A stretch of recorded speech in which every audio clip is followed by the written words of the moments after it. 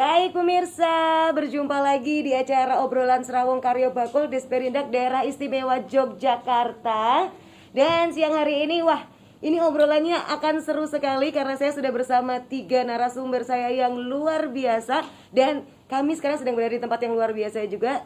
Kami syutingnya di Presiden Suite-nya Rose Inn Hotel Yogyakarta nih. Coba bisa di zoom out agar dilihat tempatnya. Wah, living roomnya sangat nyaman sekali. Dan ini kayaknya bakalan asik banget obrolan kita siang hari ini karena saya sudah kehadiran narasumber saya yang pertama. Beliau dari Komisi A DPRD Daerah Istimewa Yogyakarta, ada Ibu Retno Sudianti SH. Ibu, selamat siang. Selamat siang. Assalamualaikum, Mbak. Ayu nih Ibu. Terima kasih. Aduh, saya jadi minder ini. Biasanya saya perempuan sendiri, ini ada perempuan saya jadi kecil. Ada saingan ya? Ada saingan ini. Lebih cantik lagi, aduh. Ibu apa kabar? Alhamdulillah baik. Baik ya Bu, sehat ya Bu ya. Oke, kita lanjut ke narasumber kita selanjutnya. Beliau adalah Direktur dari CV Teknologi Karunia Research, ada Bapak Ervin Nur Rafiq Eskom. Bapak? Ini Bapak nih kayaknya orangnya agak pendiam ini, malu-malu. Disapa dulu Pak, mungkin pemirsa kita. Iya, baik. Dan narasumber kita yang ketiga ada Bapak Zainal Arifin yang merupakan Sekretaris 1 Dekranasda Daerah Istimewa Yogyakarta atau Dewan Kerajinan Nasional Daerah. Nah, kita akan membicarakan mengenai suatu hal yang ini kalau dibahas tuh juga tidak akan ada habis-habisnya. Dan ini adalah suatu hal yang sangat penting sekali kita miliki sebagai warga Indonesia, itu adalah bangga buatan Indonesia ya. Mengutip dari katanya Presiden Bapak Joko Widodo dari pidatonya beliau, negara kita memiliki banyak kekuatan, memiliki karya-karya hebat dan produk-produk berkualitas dari saudara-saudara kita yang memiliki talenta hebat. Pandemi tidak menghalangi kita untuk berkreasi. Keterbatasan justru mendorong kita untuk tetap berinovasi, mendorong kita bertransformasi, menggali potensi diri dan menciptakan peluang-peluang. Setuju ya semuanya ya? Setuju. Nah, gimana nih? Kalau mendengar kata bangga buatan Indonesia, apa yang pertama kali tercetus dalam pikiran bapak-bapak dan juga ibu-ibu? Mungkin dimulai dari Ibu Retno dulu aja. Oke. Kalau saya jelas bangga ya Mbak ya. Bangga ya? Indonesia iyalah, karena untuk meningkatkan ekonomi kita, kerakyatan kita itu justru kita harus bangga dulu, kemudian kita bisa membeli produk-produk lokal, ya kan? Nah itu apalagi sekarang era setelah pasca Covid, Betul. seluruh perekonomian hampir, ya kan? Hampir kalau bilang lumpuh ya memang karena destinasi pariwisata juga nggak ada, kan begitu, ditutup semua, close, akhirnya berdampak kepada ekonomi kerakyatan. Betul, pasti. Sehingga sekarang situasi sudah mulai melandai, tapi dengan catatan kita juga nggak boleh lengah lagi ya, kan begitu. Nah, ini mari kita mulai setelah pasca, kalau bilang pasca sepertinya karena kita hidup berdampingan dengan Covid ya kan. Jadi masih ada, cuman kita harus up nih ekonomi kita, gitu ya. Dengan cara yaitu tadi kita harus bangga buatan Indonesia. Dengan begitu kita pasti akan membeli, ya kan? Kita memproduksi terus sehingga tidak ada yang dulu mungkin ter-PHK, ya kan, karena produk-produk lokal ini tidak bisa menjual, ya kan, karena semuanya PSBB lah, PPKM darurat lah dan seterusnya, sehingga benar-benar ya ekonomi kerakyatan kita yang ada di DIY ini benar-benar terpuruk sekali. Betul. UMKM-nya, kemudian pedagang-pedagang kaki lima juga yang ada di depan kantor kami pun juga kan itu terdampak sekali, sehingga dengan seperti ini kami ini yang ada di DPRD ini sangat konsen untuk peningkatan ekonomi kerakyatan. Itu Mbak, jadi banyak sekali kita sosialisasi ke bawah soal pelatihan-pelatihan dengan Karang Taruna, KWT-nya gitu kan. Yang dulu itu mereka berproduksi seperti, kan ada nih tas ya yang dari pelepah itu, pisang. Itu yang kemarin itu sama sekali tuh nggak keluar satu pun gitu kan. Nah tapi dengan adanya seperti ini sekarang mulai menggeliat lagi, kita langsung bantu untuk upnya adalah ya kita harus membeli gitu kan produk-produk itu, karena ternyata sangat murah sekali loh Mbak. Ada yang cuma 12.000 gitu kan, ada yang cuma 15.000, 9.000 gitu kan. Itu sudah bentuknya bagus. Ada yang dari batok juga, ya kan, batok kelapa itu. Nah banyak sekali, terus sehingga kami berpikir kenapa sih ya sekarang ini harus kita naikkan ini gitu, kita genjot dengan kita sosialisasikan lagi, terus kita membuka, kita memberikan semangat supporting kepada pengusaha-pengusaha atau UMKM itu, terutama UMKM ya, kan gitu yang sangat terdampak kan memang dari UMKM. Semuanya terdampak sih. Semuanya terdampak. Cuma yang paling adalah UMKM-nya. Jadi saya rasa dengan kita bangga buatan Indonesia, produk Indonesia ini kita sangat membantu kok. Membantu mereka. Benar ya. Pengusaha-pengusaha yang UMKM itu pengusaha-pengusaha kecil ya, apalagi itu sangat membantu sekali. Membantunya tidak usah muluk-muluk ya, dengan cara yang paling sederhana aja, mencintai dan membeli. Beli, Nah, oh tadi kata Ibu murah-murah ya Bu ya? Murah-murah. 12.000 Bu. Iya, 12.000 itu udah bagus banget loh, Mbak. Iya, kualitasnya juga bagus. Kualitasnya bagus. Cuma 12.000. Saya bawa ke Jakarta tuh semua pada suka gitu kan. Nah, ini berarti kalau kita bisa keluar ya kan dari DIY ibaratnya, ini bisa kita jual di sana, kita perkenalkan ya produk-produk kita yang lain gitu kan. Jogja ini kan memang kaya akan kreasi kan, akan produk yang sangat unik-unik gitu ya, seni gitu. Itu saya bawa aja juga udah pada senang gitu, karena ternyata itu nggak kelihatan kalau itu dari pelepah pisang, nggak kelihatan sama sekali. Kalau sudah dipernis apa gitu, wah udah bagus. Cantik ya Bu Udah ya. cantik, Dibawa arisan gitu udah. Nggak kelihatan beneran. Oh iya, emang jadi tertarik ini beli ya. Penasaran saya. Besok diajak aja. Oh besok kita kalian lihat ya. Iya. Oke, terima kasih Bu Retno tadi atas jawabannya. Nah sekarang saya mau nanya kepada Bapak Zainal Arifin yang tadi sepertinya kalau kita udah ngomongin tentang kerajinan kayaknya langsung nyambung dan emang wah langsung setuju banget. Nah, Bapak gimana nih Pak? Menurut Bapak, pendapat Bapak apa yang ada di pikiran Bapak mengenai bangga buatan Indonesia? Silakan Pak. Kalau bagi kami pembina kerajinan itu bangga buatan Indonesia itu harga diri ya. Ya harga diri bahwa kita tuh memang bangsa Indonesia, bangsa yang mampu sebenarnya. Kita tuh punya kemampuan, apalagi di kerajinannya. Kerajinan itu Jogja itu kan kota kreatif kerajinan. Betul.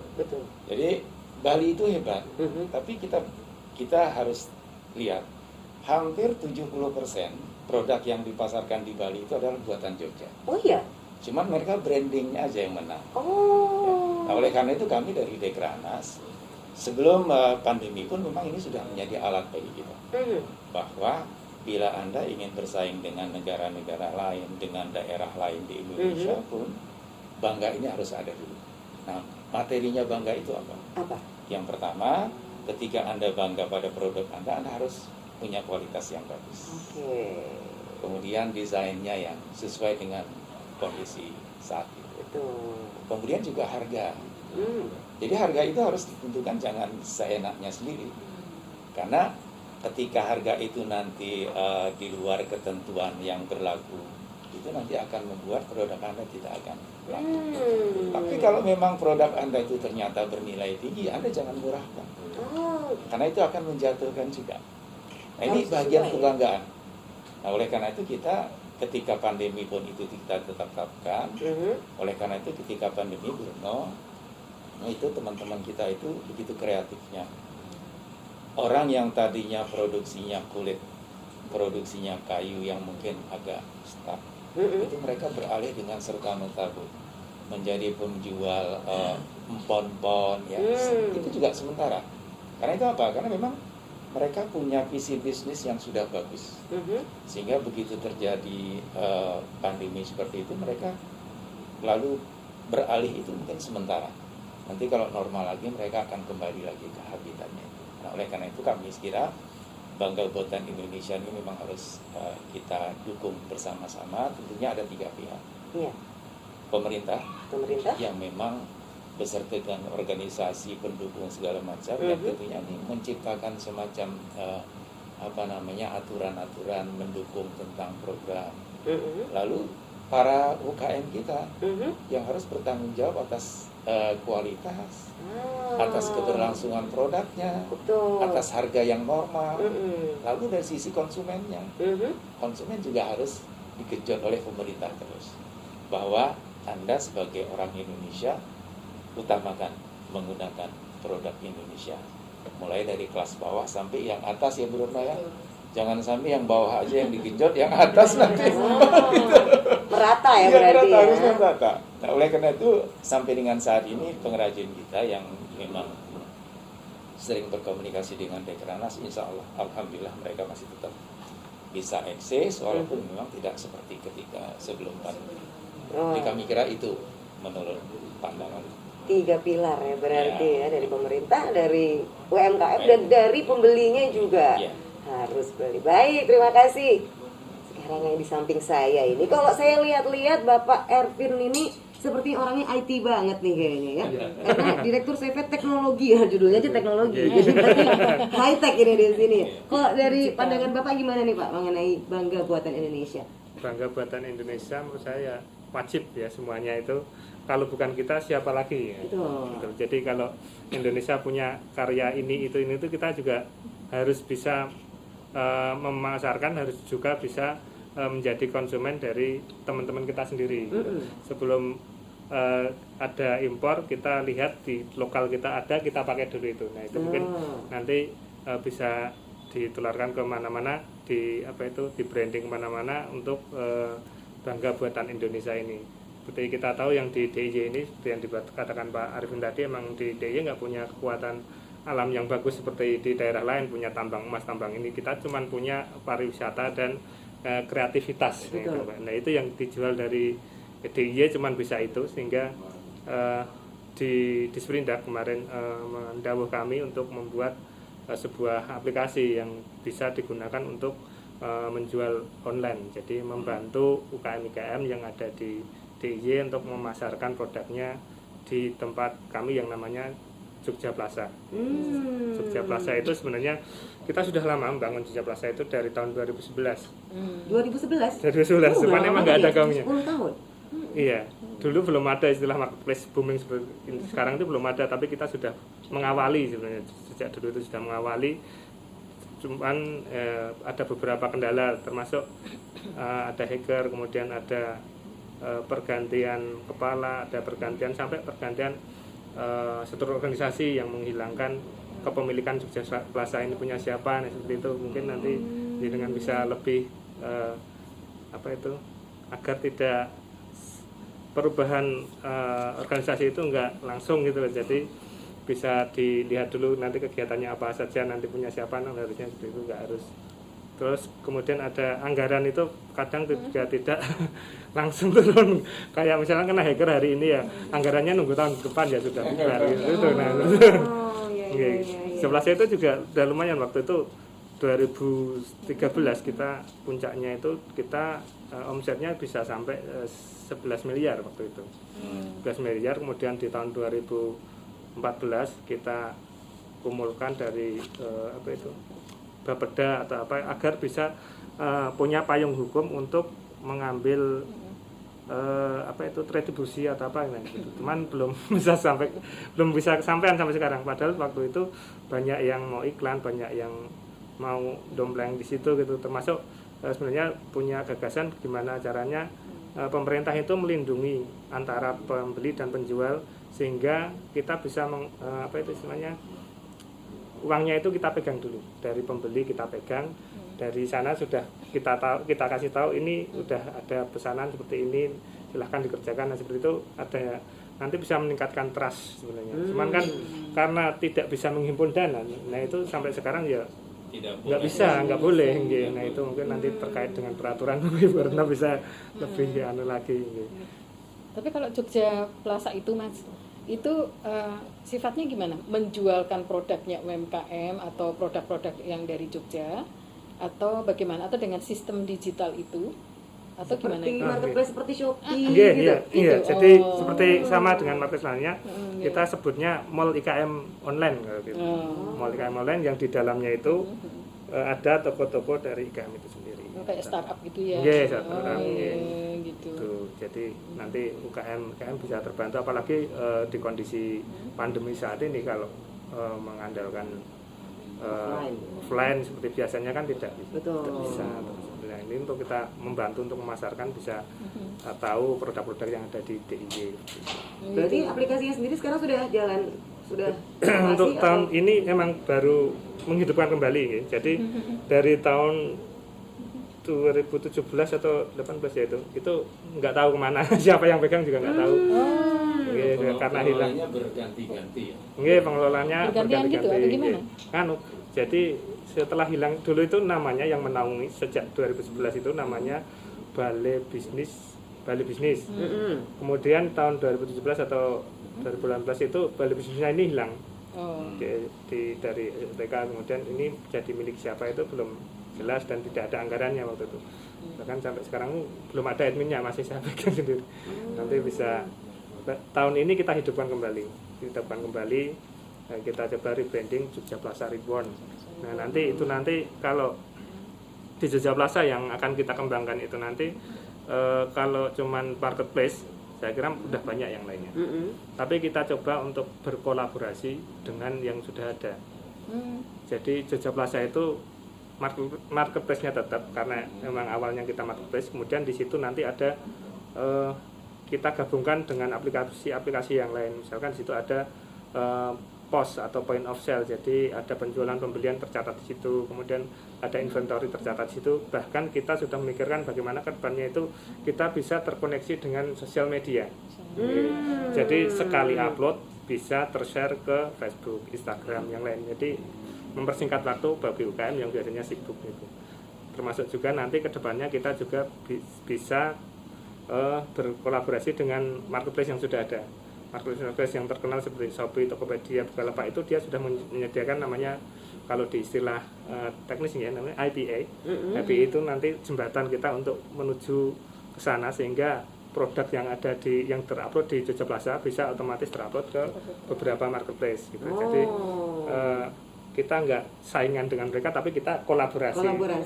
Yang penting kan dinas sebagai Disperindak sebagai pembina dari IKM yang ada di IY mempermudah mereka untuk melakukan pemasaran. Yang selama ini biasanya kalau sudah expert di online, mereka kan harus buka tutup di Facebook, buka tutup ke sini ke sini. Jadi Padahal mereka aja, kan? Padahal mereka harus konsentrasi ke produknya, kualitasnya dan memperbanyaknya. Nah itu nanti di Disperindak sudah dirancangkan seperti itu. Nanti tinggal kita lihat aja nanti tahun depan anggarannya seperti apa. Kalau tahun ini emang anggarannya baru bisa untuk menghidupkan apa yang sudah mati, cuman itu. Jadi tergantung kayak gini. Nah ini jadi perhatian Bu Retno. Nanti bisa. Ada Bu Retno di sekalian. Kaitan dengan kebijakan. Kebijakan nanti regulasi. Karena memang produk kita nih Mbak ya, kalau kita lihat di Jogja ini pada saat kita itu ada studi banding ke Bali, itu sangat luar biasa sekali. Ternyata yang ada di Kasongan itu hampir semuanya pindah ke Bali, ya kan? Terus ya tas itu pun itu juga ada di Bali, gitu kan? Yang saya baru lihat itu kemarin, loh ternyata sudah di sini nih gitu. Dan di sana harganya sangat luar biasa sekali ya. Langsung tinggi sekali karena mereka juga memperhatikan packagingnya juga, ya kan? Terus mereka kemasannya, jadi barangnya itu sama, apa-apanya sama, mungkin ukirannya juga masih tetap, cuman mereka di pack yang begitu bagusnya. Sehingga itulah yang membuat menarik ya kan. Turis-turis di sana juga seneng, apalagi sekarang sudah mulai terbuka nih untuk yang di Bali itu. Kembali ke antigen lagi kan. Jadi udah untuk maksudnya tuh berekreasi ke Bali asing maupun lokal ini sudah mulai naik lagi kan gitu ya Bali. Nah, ini sebenarnya kesempatan. Sebenarnya bukan hanya di Bali saja. Cuman ini hanya suatu contoh saja kalau ini di Bali. Ada lagi juga mungkin di provinsi yang lain gitu ya. Kemarin waktu kami di Kalimantan Timur juga ada loh, saya temuin juga produk yang ada di Jogja ini sampai ke sana loh. Seperti yang kayak kerang, apa sih itu? Kerang yang dipecah-pecah terus jadi tempat duduk gitu kan. Terus meja begitu. Kok saya temuin di sana juga kan? Nah, itu buatan Jogja memang. Iya, terus saya tanya, "Ini buatan mana?" Saya bilang gitu. Kok kayak saya punya. Ibu emang orang mana kan gitu? Ini pakai buatan Jogja, betul Bu, kami loh, saya sampai ke Kalimantan gitu loh kan. Nah, kenapa kita nggak buka nih gitu ya produk-produk kita juga ya, nanti mungkin bisa sampai keluar, sampai ekspor yang sangat luar biasa ini. Ternyata di daerah kita sendiri, di Indonesia sendiri itu juga sangat luar biasa loh, peminatnya loh untuk produknya Jogja sendiri. Kenapa kita nggak bangga ya jadi orang Jogja kan? Harus bangga berarti. Bangga gitu, harga diri itu tadi Pak. Harga diri. Saya kira memang itu, kita kan penduduk 280 ya. Jadi sebenarnya Indonesia itu, teman-teman kita UKM itu, kalau memang dia belum pada fasenya untuk ekspor, mereka total aja dulu untuk pemenuhan konsumen dalam negeri. Jadi seperti Bu Retno, seperti batik Bu Retno ya. Batik itu sebenarnya di Papua, di Samarinda, di Banjarmasin itu memang ada pengrajin. Tapi sebagian malah produksinya di Jogja. Jadi mereka tinggal desain khasnya mereka, dikirim ke sini, diproduk di sini gitu loh. Nanti dibawa lagi ke sana gitu loh. Dan ini terungkap ketika kita pameran. Pameran itu biasanya kan yang ikut itu kan para pelaku usahanya. Jadi kita bisa mendapatkan informasi yang betul-betul pure murni ya. Jadi kami kira betul itu. Dan kalau pasar dalam negeri saja kita fokus dulu, saya kira sudah. Ya, Sudah cukup bagus banget ya. ya sudah bagus. Oh, Nah, oke. seperti batik ya Bu Retno, Jogja itu kan kota batik dunia ya.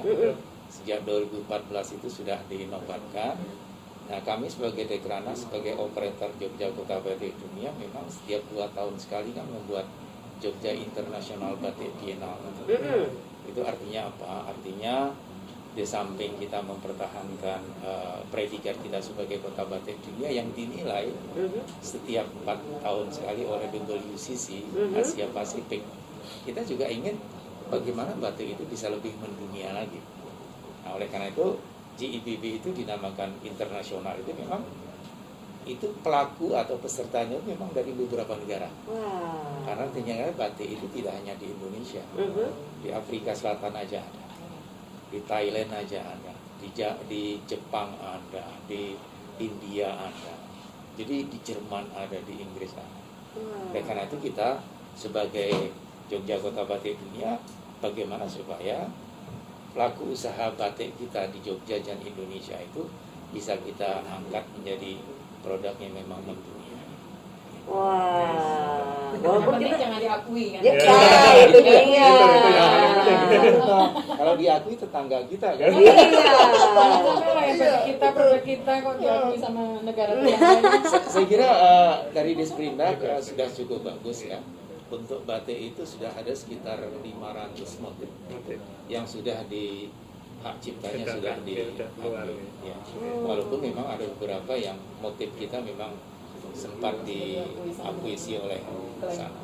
Tapi justru kalau misalnya ada isu seperti diakui Iya. seperti itu, Bu, Pak, Iya. itu malah orang-orang Indonesia tiba-tiba nasionalisnya tinggi Iya, banget. Wah, iya. langsung aja perang semuanya netizen ya. Marah lah ya kan. Jadi ya, kalau dibandingkan lagi Bu Retno ya, ketika kami kemarin menyelenggarakan Jogja Membatik Dunia tanggal 6 kemarin, itu ternyata Nelson Mandela almarhum itu adalah pencinta batik. Oh ya? Ketika meninggal pun beliau memakai pakaian batik. Wow. Nah, oleh karena itu kemarin kita ketika Jogja Membatik Dunia itu, Afrika Selatan juga menjadi lokasi online membatik dunia. Dan hadir waktu itu cucunya Nelson Mandela. Menggunakan batik. Menggunakan batik, dia bicara tentang batik dari Afrika Selatan. Jadi ini saya kira kembali lagi kebanggaan kita. Kenapa ini kita selenggarakan? Jadi supaya KBRI kita di beberapa negara itu bisa mempromosikan ulang lagi. Dan ternyata di beberapa negara itu malah pencinta batiknya itu orang asing setempat.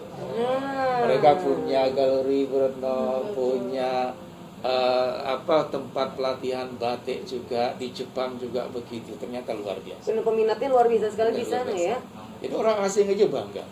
Maka kita nggak bangga. Makanya itu. Nah, oleh karena itu marilah kita berbatik ria. Bu Retno juga Batik ria nih. Semua pakai batik. Nah itu pemirsa ya, jadi kita harus berbangga sama produk-produk dari Indonesia sendiri. Karena justru di luar negeri malah Ya. mereka sendiri bangga sekali, mereka sendiri suka sekali dengan batik. Kita yang orang Indonesia justru harusnya lebih bangga lagi. Mari kita berbatik-batik ria. Tapi saya rasa untuk bisa mencapai batik atau kerajinan lainnya untuk go internasional, kalau misalnya nanti dari aplikasi Jogja Plaza itu serius, mungkin itu bisa menjadi salah satu tempat yang yang bisa membuat batik dan juga kerajinan lainnya tuh lebih dikenal. Itu betul nggak sih ya Pak ya? Iya bisa. Jadi kalau kita bicara pemasaran manual kan cuman ya sekitar gini dah, ngumpulin 100 orang aja susah gitu, nggak mungkin kan. Tapi kalau kita online kan berapa juta, kita bisa langsung terkoneksi ke situ, kita bisa langsung ke seluruh dunia. Jadi kan bisa pemasaran dan informasi tentang produk di DIY ini bisa lebih luas lagi gitu daripada itu. Kemudian menambahi lagi dari Pak Arifin tadi, di Disperindak juga ada itu namanya co-branding Pak. Jadi itu produk-produk dari DIY itu nanti dilindungi dengan co-branding. Branding itu melabeli produk-produk yang ada di DIY, memberi keterangan bahwa itu berasal dari DIY. Nah, di co-branding itu ada 3 jenis, ada 100% Jogja, ada Jogjamak dan Jogja Tradition. Nah, kalau 100% Jogja ini kalau dia produksi di DIY dan bahan bakunya di DIY itu nanti bisa menggunakan co-branding yang 100% Jogja. Kalau yang produksinya di DIY dan ngambil bahan bakunya di luar DIY, nah itu bisa menggunakan yang Jogjamak. Jadi dua co-branding itu bisa ditempelkan di produk-produk yang ada di DIY, sehingga nanti sekaligus memasarkan DIY keluar sampai keluar. Nah ini bisa menjadi tanda bahwa produk ini dari DIY. Yang menarik kan yang Jogja Tradition. Yes, Jogja Tradition itu itu ya. juga bisa dijadikan Ya. sebagai co-branding itu Ya. kayak yang batik itu ada yang masuk Jogja Tradition seperti tari, wayang atau bisa masuk ke situ. Ya. Terakhir kemarin malah dari Dismendak itu udah mengajukan dan berhasil itu indikasi geografis batik nitik. Nah, terakhir itu nggih. Gimana itu? Itu Iya. jadi kalau indikasi geografis itu satu wilayah itu kan mereka pengrajin batik nitik semua. Nah, itu nanti dilindungi hakinya oleh Dismendak. Jadi Dari- kalau IG itu lebih luas dari haki. Nggih. Kalau haki itu kan sekedar karya cipta. Tapi kalau IG itu sejarahnya tentang kebiasaan. Jadi kalau IG batik itu di Bantul itu kan karena memang mereka melakukan melakukan membatiknya itu alatnya itu berbeda. Ya itu dipecah menjadi 4 bagian sehingga dia di nitik-nitik jadi batik nitik. Oh gitu. Kalau yang biasa kan hanya pakai apa namanya? Canting. Cantingnya tuh hanya 1, Bu. Tapi Iya. kalau itu 4. Jadi 4 itu nanti dititik-titik menjadi Satu pecah-pecah. canting kepalanya ada 4 Ya, gitu. ada 4. Oh. Itu kekhasannya. Dan itu memang sejarahnya dari Belawang, mungkin, Belawang, Mas, iya. daerah Belawang Bantul. Dan itu sudah dilindungi ya sekarang. Ya itu sudah. Kemudian yang kedua juga kita sedang melakukan persiapan untuk IG-nya wayang kulit Bu Retno. Wayang kulit juga akan kita ajukan IG-nya sehingga itu menjadi. Jadi di Indonesia memang IG itu baru ada 4 ya. Di Jogja ya Mas. Ya, nggih. Ya. Ya. Ada 4 batik nitik, gula semut, Nggih, semua sama salah yang kemudian salak pondok. Ini yang sudah IG-nya. Oh, di Jogja baru ada itu saja Iya, baru ya. ada itu. Padahal sebenarnya kalau mau dikulik lagi ada banyak sekali Masih pastinya banyak ya. sekali. Cuman untuk itu harus digali sejarahnya. Jadi memang betul-betul harus ada akarnya dikumpulkan. Jadi memang itu butuh waktu lama, Bu. Bah, betul. Butuh waktu lama. Gimana Bu tadi? Ya tragisnya itu salak udah salah satu IG ya. Iya. Tapi ternyata petani salaknya juga terpuruk karena harganya Iya. murah sekali. Iya. Gitu loh. Jadi Cuma ribuan per kilo. Jadi sangat luar biasa sekali dinamikanya ya. Jadi salak salah satu IG, tapi sekarang ini sudah pada malas untuk menanam salak. Salah. Ya kan, bukan petani salak ini malasnya ya orang murahnya setengah mati, nggak ada Iya, harganya gitu loh, benar, murah nggak banget ya. sesuai dengan apa namanya hasilnya, artinya gimana? Menanam udah sekian bulan gitu kan, Iya. ternyata begitu panen Harganya cuma murah segitu banget. doang, gitu kan. Mungkin ekspornya nggak jalan ya menurut saya. Akhirnya semuanya pada nggak mau Pak. Oh iya. Ya, Oh ya? pada beralih. Jadi kalau pas kami ke sana ke Turi ya kan, memang kan di situ memang tempatnya salak. Tolong carikan atau sesuatu yang berbeda gitu ya, sebagai jalan keluar kami selain kami menjadi petani salak, karena salak terpuruk sekali. Jadi apa ya Bu untuk kita bisa bertahan hidup, karena salak itu sangat tidak ini lagi lah gitu. Katanya kalau petani menyampaikan itu harganya tidak manusiawi. Itu kok bisa Jatuh harganya banget gitu loh. Jadi Ini rusak kasihan sekali sekali. itu. Kenapa Bu kira-kira Bu? Apa mereka sendiri juga awalnya yang membuat akhirnya harganya terpuruk karena saking banyaknya petani? Nggak ngerti saya. Jadi kan mereka itu kenapa jadi harus seperti ini ya? Petani salak itu sangat terpuruk sekali, harga sangat tidak sesuai banget. Padahal itu salaknya salak madu. Padahal kalau saya ke Jakarta menemui salaknya dari Sleman itu harganya satu itu isinya cuma paling 10 sudah 25.000 ya kan? Sudah 15.000 gitu sudah, iya kan? Ini salak dari daerah Jogja nih Sleman. kenapa di sini bisa mahal banget, tapi di sana paling cuma berapa sih, 3.000 gitu kan, bisa banter gitu, 5.000 udah bagus gitu loh. Saya sampai kalau ke sana pasti dibawain salak sampai kartonan. Kalau ke dapil saya tuh sampai ke keraton-keraton apa, saya itu box itu, kardus itu, ini buat apa ya buat saya kan? Saya sampai bingung, akhirnya saya bagi-bagi memang ya kan. Ya udah deh kan, itulah yang ada di DIY, sehingga malah bahan bakunya itu yang kadang ya itulah petaninya merasa bahwa kayak kok nggak dihargai ya, kok kita harganya murah sekali gitu loh. Udah di luar itu mahal banget. Seperti tas itu tadi yang saya bilang. Di Bali tuh harganya sudah sangat luar biasa sekali. Makanya di sini itu 12.000. Makanya itu Bu, tadi saya kata 12.000. Kaget banget sih. 9.000 gitu. Gimana mereka nggak ngambil dari kami, dari kita kan gitu. Karena dilempar lagi di Bali tinggi gitu loh. Nah itu mungkin juga salah satu bentuk dari mencintai, bangga dan juga mencintai produk Indonesia tuh dengan menghargai lebih ya. Nah itulah mungkin apa yang diceritakan Bu Retno ya, bagaimana implementasi produk di pasaran ketika dilepas itu memang jadi kayak saya kira PR-nya pemerintah ya. Karena seperti salak dulu kalau nggak salah dia dicuatkan untuk salah satu komoditas ekspor itu kan karena memang dia akan targetnya ekspor. Walaupun mungkin dulu di Sprindar juga pernah ketika musim panen besar itu lalu dibuat juga untuk keripik, dibuat juga untuk sirup itu ya. Itu kan bahagian dari. Tapi yang terbesar sebenarnya dulu untuk ekspor. Nah, kenapa ekspornya sekarang ke negara-negara tujuan ekspor tidak jalan? Nah, ini kembali kira-kira bagaimana kebijakan pemerintah ya Bu ya, mungkin harus masuk di sini. Kemudian kaitannya dengan produk kerajinan di Jogja harganya 12, di Bali menjadi itu memang itulah yang menjadi tugasnya kami di Dekranas dan di Sprindar juga. Bagaimana supaya pengrajin kita itu kita angkat menjadi pengrajin yang cerdas. Makanya sekarang Bu Retno kita bisa lihat bahwa para pengrajin kita sekarang alhamdulillah ya. Hampir 70% sudah usia muda sekarang. Usia rata-rata antara 35 sampai 40. Ini memudahkan kita.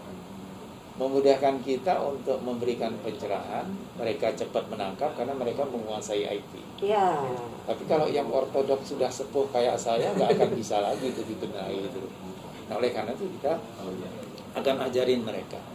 Pertama Anda harus produksi dulu dengan kemampuan ilmu, dengan bahan baku yang baik, dibantu teknologi yang baik. Anda harus punya visi. Di tahap pertama Anda bisanya pasarnya lokal dulu, itu Anda pada tahap belajar. Setelah itu Anda naik tingkat sampai ke internasional, harus ada perubahan kualitas. Betul. Termasuk packaging yang tadi disampaikan oleh Bu Retno itu. Menarik. Ya menarik itu. Harus menarik. Karena kadang-kadang packaging itu bisa lebih mahal dari produk ya Bu ya. Itu bisa lebih mahal kadang-kadang nilai packagingnya. Tapi ketika digabung menjadi satu produk, alhamdulillah itu masih ada keuntungannya lah ya.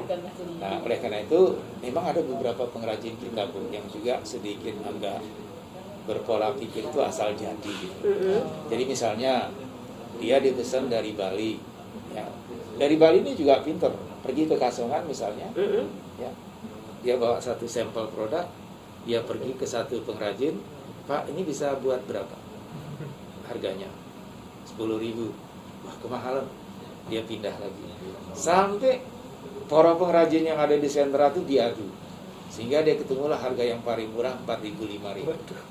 Nah ini memang itulah salah satu tugasnya kita juga pemerintah, bagaimana supaya pengrajin kita tuh bersatu gitu.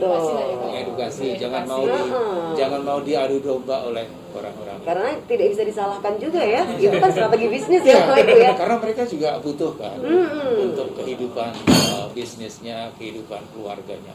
Tapi inilah yang harus kita bentuk dalam bentuk koperasi. Betul. Walaupun sebenarnya udah ada koperasi ya, Mas ya. Tapi yang namanya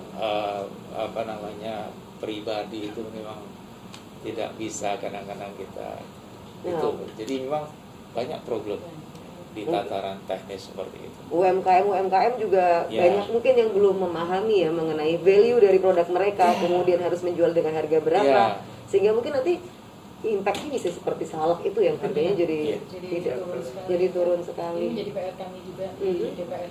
Jadi nanti pada dinas mungkin akan lebih untuk mensosialisasikan seperti Jogja, Plaza. Plaza, terus kemudian lebih mensosialisasikan atau memberi edukasi kepada pengrajin ya kan, kepada penghasil kayak mungkin salak, petani dan seterusnya ya yang ada di DIY ini, untuk bisa lebih menghargai itu bukan menurunkan harga gitu kan, tapi kita bisa menghargai dengan standar memang yang kepatutan pantas ya kan gitu.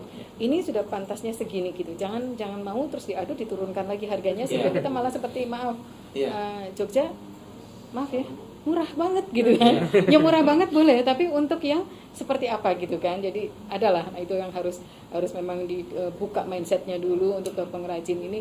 Jangan sampai nanti di titik yang paling murah banget ya kan, ini barang pindah ke tempat orang, kemudian ke tempat daerah lain misalkan ya, provinsi lain, terus di sana mungkin diklaim jadi produk di sana kan gitu, padahal semua ada di sini. Itu yang saya khawatirkan sebenarnya. Loh, ini mereka belanja dengan harga 4.000 ya kan, nah, terus kemudian dia jual lagi dengan harga mungkin 60-an atau mungkin 100-an karena memang di sana tempat pariwisata domestik maupun internasional, sehingga mereka juga oh iya di sini kan daerah pariwisata yang internasional, sehingga harga harus segini nih kan begitu. Kenapa kita nggak kayak gitu Padahal loh. kita di sini juga seperti itu. Kenapa kita nggak bisa seperti itu kan gitu, sehingga ada standarisasi sendiri. Nah inilah yang menjadi PR kami untuk meningkatkan produk dalam Jogja ini, Kulon Progo, Kabupaten 5 kabupaten kota ini, bagaimana ya gitu agar ini meningkat gitu ya, meningkat, tapi bukan kesannya bahwa murahan gitu ya, tetapi bagus, tapi packagingnya bagus gitu kan, segala-galanya itu bagus. Nah inilah PR kita, sehingga nanti seperti batik jangan diklaim orang lain, nah kan, terus kemudian ini segala sesuatunya diklaim kulit apa juga diklaim orang lain gitu. Nah kalau kami lihat produk kulit juga yang ada di kita ini, ya kan, kemudian dibanding dengan produk kulit di kabupaten lain, ya, yang saya sudah pernah ke sana waktu itu, Pak Ngasil, nggak usah saya sebutin daerahnya, jauh loh. Oh ya? Jauh banget, bagus ini banget. Yang Manding bagus banget ya Bu ya? Tapi kenapa harganya malah murah di sini daripada di kabupaten tersebut gitu loh, di Jawa Timur. Jadi gimana dong ini? Nah, ya kan? Orang Jogja tuh mungkin gitu. terkenal dengan kesederhanaannya. mungkin loh ya. Mungkin. Jadi ala ora popo badi sidik, laris, gitu kan bisa jadi. Tapi ya, Bu, kita ya? kalau bina mereka, kita harus pakai teori selalu kita ajarkan. Jadi harus HPP plus ya. Ya, Ah, Jadi harus betul. HPP plus. Dan kemudian plusnya itu juga keuntungan juga ada rate-nya. Jadi misalnya hanya sebatas 10, tergantung produknya. Kalau dia produknya perak, mungkin dia memang bisa tinggi keuntungannya. Tapi kalau produknya misalnya mas produk kulit batik itu mungkin antara 10 sampai 15 lah ya. Itu wajar lah artinya. Nah kalau lebih dari situ nanti kita persaingannya dengan daerah lain akan. Nah kita selalu ajarkan begitu. Jadi Anda menetapkan harga harus pakai hitungan angka. Jangan sampai Anda pengen bersaing lalu Anda aku tak keuntungannya 2% aja di sana. Itu malah menurunkan nilai produknya. Nah, betul Karena sekali. kadang-kadang kita ya Bu ya, kalau beli produk ada orang nawarin kan, Pak ini produk, kita udah tahu misalnya satu produk tuh harganya 10, Pak ini ada 5.000, 6.000. Kita yang mungkin cerdas akan berpikir kan, ini kualitasnya kan gitu. Nah, kita cek gitu aja. Oleh karena itu kita katakan jangan takut produk Anda tidak laku karena memang kualitas Anda terjaga. Betul, yang penting kualitasnya terjaga ya. Jadi memang harus ya Pak, misalkan produk kita nih Pak di kan APP Plus, Ya, kan? APP Plus. Nah sekarang kalau di misalkan produk tas kulit gitu kan, APP Plus itu berarti plusnya berapa persen Pak dari itu? Dinaikkan jadi misalkan 30% kah atau 20% atau gimana? Kira-kira 30%. 30 ya, jadi nggak terlalu tinggi ya untuk keuntungan, sehingga jadi tidak turun-turun banget, gitu, masih di standar-standar normal yang memang wajar lah kan gitu, tingkat kewajarannya ada. Dan itu harus kompak ya? Iya, harus kompak. Kompak, jangan tiba-tiba ada satu yang banting. Oleh karena itu supaya mereka kompak itu di Jogja kan sering dibuat kelompok-kelompok. Ya, Ya. sentra. Jadi gitu kalau sentra itu wilayah ya. Wilayah. Jadi satu wilayah yang dia di wilayah itu radius 10 kilo itu ada pengrajin yang kira-kira 40 kan, itu jadi namanya sentra dalam produk yang sejenis loh. Tapi kalau kelompok-kelompok itu nanti bisa jadi di pengrajin kulit itu ada kelompok A. Itu dia mungkin spesialisnya produk ABCD, kelompok B. Tapi ini tidak saling bersaing. Jadi mereka dalam rangka menyatukan visi dan misi mereka. Gitu. Di batik juga begitu. Batik itu banyak sekali kelompok-kelompok yang memang mereka membentuk kelompok itu dalam rangka supaya mereka tidak saling bersaing. Nah bagus ya seperti Ya, itu ya bagus, jadinya ya, saling support ya. Jadi kalau melalui kelompok itu kita lebih mudah. Kita pembina, apakah habis perindak, apakah kita Dekranas atau lembaga lain pun akan lebih mudah kita mensosialisasikan apa yang perlu kita sampaikan daripada orang per orang. Tapi pernah nggak Pak mengkompar dengan daerah lain? Produk kita nih yang ada di Jogja batik yang Bapak sampaikan kerajinan kita dikompar oleh dengan daerah lain sehingga misalkan Bapak berkunjung ke sana ini dengan kualitas kain yang sama, mungkin motif batik hampir sama semuanya, ini masih pantas kepantasannya itu harga, apakah oh ini ternyata Jogja masih terlalu murah misalkan begitu, atau oh ini terlalu tinggi, ada nggak Pak gitu? Itu pasti Bu, salah satu contoh batik ya. Kalau batik itu di Jogja kan ada 3 jenis batik, batik tulis, batik cap, kombinasi cap dan tulis. Nah ini kan kalau rata-rata cap di Jogja itu per potong untuk satu jenis pakaian itu kan mungkin sekitar 75 sampai 100 ribuan. Itu artinya cap yang sekali ya. Kemudian bahannya juga bukan yang kualitas terbaik. Tapi kalau kita pergi ke Madura, di Madura itu bisa kita menemukan satu lembar batik hanya 25.000, 30.000. Nah ini lalu kita telusur. Kenapa itu bisa terjadi? Batik dengan kualitas yang sama Pak? Nah ini saya cerita dulu. saya terlalu keburu. Tentunya kalau satu produk secara kasat mata hampir sama, tapi ternyata harganya jomplang banget, ada sesuatu ya. Ternyata yang pertama mereka tuh membuatnya itu secara massal produk gitu. Jadi tidak lagi saya melukis di, tapi sudah bagian gambar kelompok sana, bagian ini kelompok sini gitu. Kemudian juga prosesnya tidak seruit ya, jadi itu hanya sekali proses saja. Tapi secara wujudnya memang harus ketok batik. Tapi dan nilai seninya memang ya tidak seperti itu. Tapi kan ketika kita bicara tentang seragam batik bagi anak SD, anak SMP yang sekarang ini dalam tanda kutip ya, kayaknya kan masih banyak yang pakai printing buku. Iya. Karena apa? Karena murah kan. Murah. Nah oleh karena itu kita di Jogja ini ketika itu ada Gus Suliantoro Sulaiman masih hidup itu, beliau kan penggiat batik luar biasa itu. Beliau pernah mengatakan begini, kalau ada orang yang bilang batik itu mahal, itu berarti orang yang tidak punya rasa seni. Karena kalau kita pikir orang batik itu ya, apalagi kalau batik yang halus seperti batik-batik yang dibuat oleh Gusti Putri di Pura Pakualaman itu luar biasa indah. Karena itu kalau ada yang bilang mahal, itu orang tidak punya rasa seni. Nah oleh karena itu kita coba belajar dari apa yang dilakukan di Madura itu, kita sudah mulai di sentra-sentra. Kita coba mereka membuat batik-batik yang memang tidaklah sampai 30.000, 40, 50.000 yang dikhususkan mungkin bagi anak-anak sekolah. Sehingga kita kerjasama dengan Pemda, dengan apa itu supaya anak sekolah itu tidak lagi pakai batik printing. Karena kalau printing nanti yang kaya kan bukan pengrajin ya Bu ya.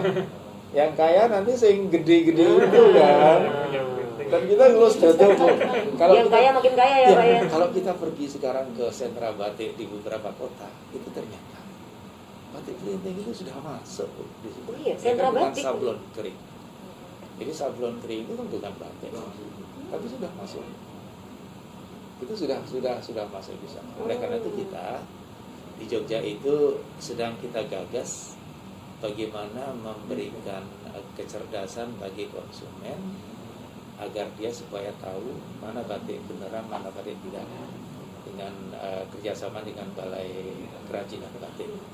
Sehingga Balai Kerajinan Batik itu sudah menciptakan aplikasi Batik Mart. Jadi nanti Mbak siapa? Kira Mbak Vira kalau pakai batik, lalu aplikasinya HP-nya ditempelkan, itu ketahuan. waduh, Itu batik asli apa enggak gitu. ini saya beli murah banget sih ini kalau mohon maaf ya Pak ya. Bukan masalah kurang. Asli apa? Artinya Cepatnya gitu. printing atau batik. Heeh. Karena kalau dia printing itu ketahuan. Tapi Tahu, kalau ya? batik asli. Oleh karena itu kita coba itu bagaimana supaya nantinya sentra-sentra yang ada di seluruh Jogja itu batik itu bekerja sama dengan sekolah-sekolah, dengan instansi pemerintah. Jadi misalnya untuk seragamnya di Sprindak, DIY itu harus kerjasama dengan sentra batik di Bantul salah satu. Jadi pesannya di sana agak dipaksa Bu, yang maksa kepala dinasnya gitu. Saya kira itu kan pemaksaan yang baik ya. Betul. Karena kalau enggak nanti terus belinya ke yang toko-toko gede juga. Kami kira itu satu pola yang coba kita kerjasamakan dengan pemerintah. Betul sekali ya, karena memang sekarang kalau kita ngomongin batik butik itu kan udah luas banget ya, Ya. luas banget dan banyak teman-teman saya yang emang mengkoleksi batik, yang batik tulis, tapi memang harganya mahal sekali. Jujur saja kalau untuk saya sebagai orang awam ya, ngapain sih pakai batik yang harganya mahal-mahal banget kayak gitu? Ini aja yang murah ada. Nah, orang-orang seperti saya ini mungkin harus dibenarkan. Nggak bisa membedakan. Kadang ada orang yang kalau nggak paham batik gitu ya, nggak bisa membedakan mana yang benar dari tangan, ya kan, asli, sama yang cetak. Benar. Sehingga orang pikir itu yang dipakai, misalkan dipakai saya 3,5 sama yang dipakai saya 50.000 nggak kelihatan. Karena memang benar yang namanya batik itu memang kalau nggak tahu batik itu emang nggak tahu seni. Karena batik itu art memang ya. Seni, betul. Nah oleh karena itu ketika kita jual batik itu juga jual filosofinya. Oke, wah, berat Jadi ya. kalau daur kehidupan itu kan ada di batik semua. Ya Bu Urno ya. Jadi ketika mulai lahir itu ada batik yang harus dikenakan. Ketika nikahan juga ada batik Betul. yang harus dikenakan. Betul. Sampai ketika meninggal Bu, sejarah batik Jogja itu ada yang harus dikenakan. Oleh karena itu kalau orang yang mengerti batik, dia menggunakan batik itu memang sesuai dengan Tuhan. Jadi misalnya parang ya. Parang itu sebenarnya kan khas keraton gitu.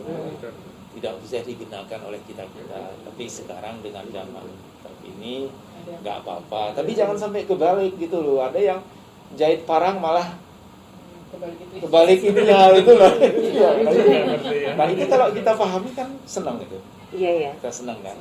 Sudah mukti ya Bu ya. Betul. Harus makin Ya. banyak belajar juga ya untuk Iya. mengetahui Dan ini kita ya. kalau kita bukan penggemar batik, tapi ketika coba kita lihat batik yang paling harus cermati, mulai dari yang kecil-kecil itu luar biasa. Karena kayaknya membatiknya ada rohnya ya. Ada rohnya. Jadi ada jiwanya gitu loh. Betul. Itu keren. Dipakai beda kok. Itu Pak. Iya. Kita harus benar-benar mendukung semuanya gitu.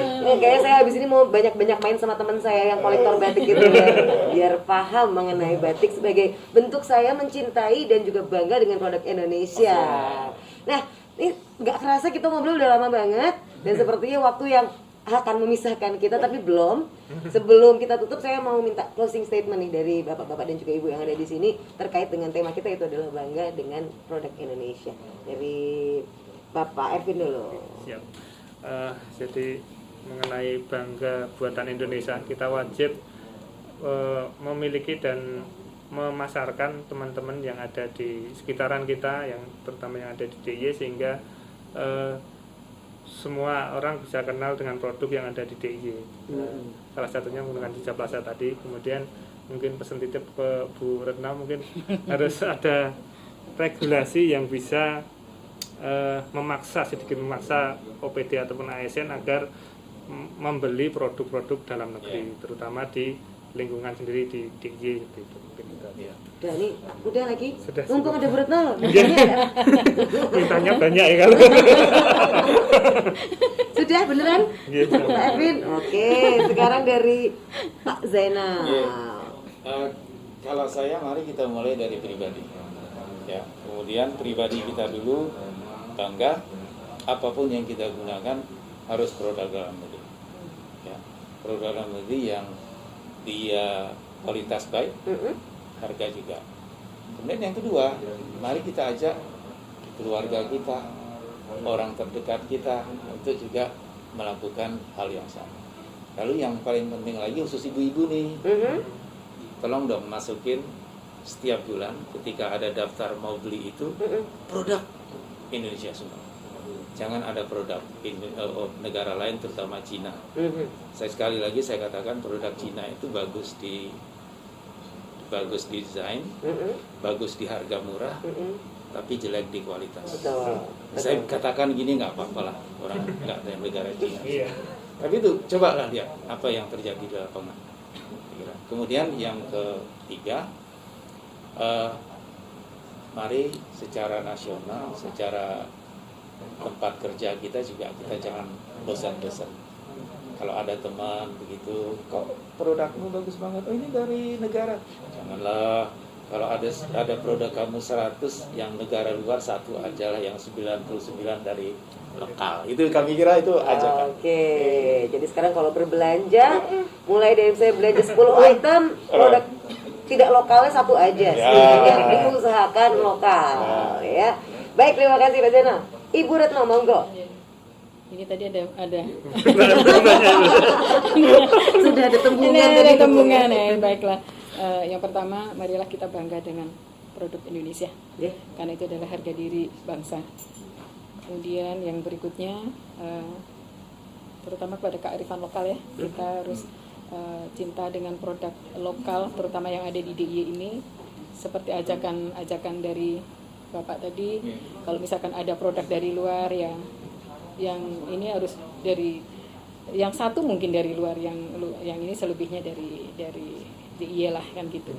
Terus kemudian kami dari DPR tidak akan pernah berhenti bagaimana untuk meningkatkan taraf ekonomi yang lebih lagi, apalagi setelah pasca terpuruknya COVID ini gitu. Sehingga kami perlu terus mendampingi, kemudian mengawal regulasinya. Dan tadi yang seperti Disperindak sampaikan, gitu kan, harus ada regulasi, berarti harus ada perdanya, ada perdanya, karena di provinsi yang Bali itu juga sudah ada perda di mana harus menggunakan ini dan seterusnya. Kemudian bangunan harus seperti adat Bali dan seterusnya gitu. Kita sebenarnya kalau itu sudah ada, tinggal bagaimana penerapannya. Tinggal perda-perda apa yang belum gitu kan untuk payung hukumnya, sehingga nanti akan lebih jelas, bergeraknya juga akan lebih ini kan Pak ya, karena sudah ada payung hukumnya. Sehingga kami tadi sebagai masukan Bapak juga buat kami akan terus mengawal ini agar produk dalam negeri, apalagi khususnya di DIY ini makin meningkat, sehingga karena Jogja bukan yang punya tambang emas atau batu bara atau nikel atau yang lainnya, hanya memiliki budayaan, ya kan, kemudian pariwisata yang dampaknya adalah ke ekonomi kerakyatan ini, sehingga itu yang akan kita upkan, kita genjot terus untuk masyarakat. Jogja pasti bisa. Jogja pasti bisa.